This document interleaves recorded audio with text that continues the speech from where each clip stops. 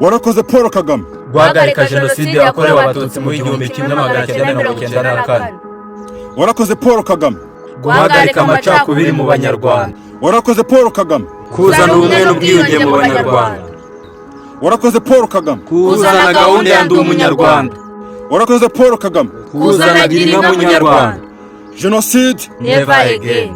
Jenoside ntizongere kubaho ukundi.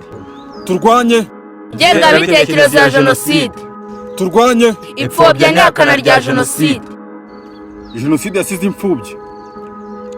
Jenoside isiga abapfakazi. Jenoside isiga amatongo. Jenoside isiga intwazo. Jenoside isiga agahinda mu banyarwanda. Ariko twe bake twarokotse turacyariho kandi turiho neza.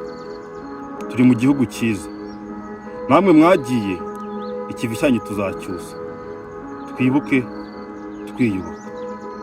Nyakubahwa His Excellency Paul Kagame, urubyiruko nitwe imbaraga z'ejo hazaza. Twibuke twiyubaka. Aho Rwanda rujya ni heza, twibuke twiyubaka.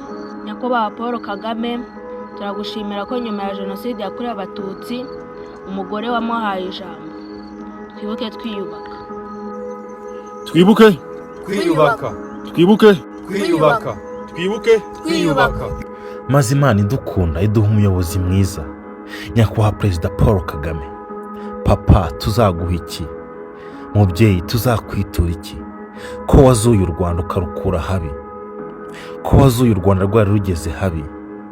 Perezida wacu turagukunda, maze mureke twese twimakaza umuco n'amahoro mu gihugu cyacu, twiteze imbere, twima amatwi abashaka kuduteranya n'abaturwanya, ubundi twibuke twiyubaka.